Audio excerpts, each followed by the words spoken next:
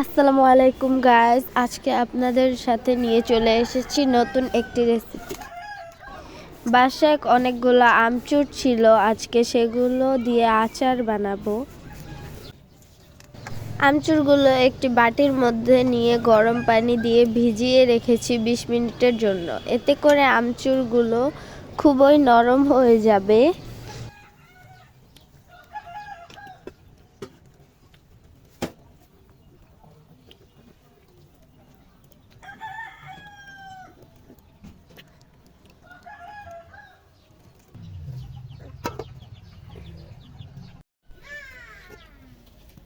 বিশ মিনিট পর দেখুন আমচুরগুলো কত নরম হয়ে গেছে। এগুলো ছেঁকে এবার পরিষ্কার পানি দিয়ে ধুয়ে নেব।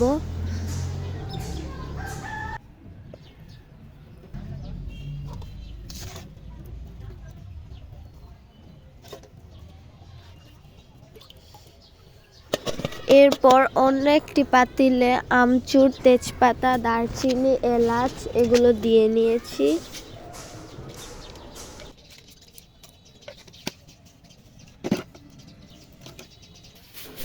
আচারটা মিষ্টি করার জন্য পরিমাণ মতো চিনি দিয়েছি।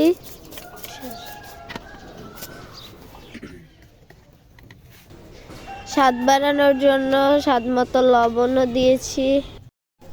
এখানে আমি 5 ফোড়ন ও শুকনা মরিচ গুঁড়ি করে নিয়েছি। চিনির পানি ছাড়ার জন্য 10 মিনিট রেখে দিয়েছি।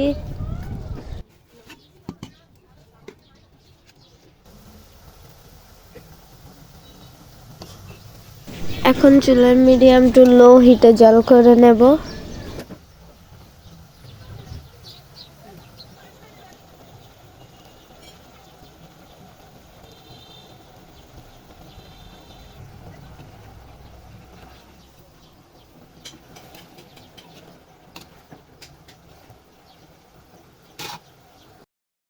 গুঁড়ো করে রাখা 5 ফোড়ন দিয়েছি, সাথে একটু বিট লবণ দেওয়ার চেষ্টা করবেন, এতে আচারের স্বাদটা ভালো আসবে।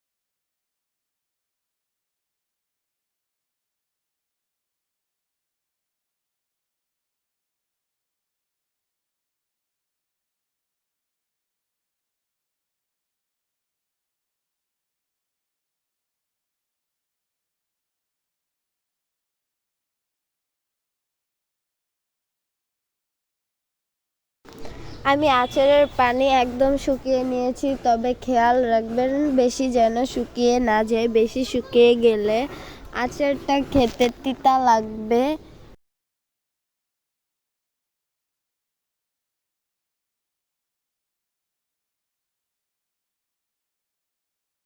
এ পর্যায়ে আমি আচারটা চুলা থেকে নামিয়ে নেব।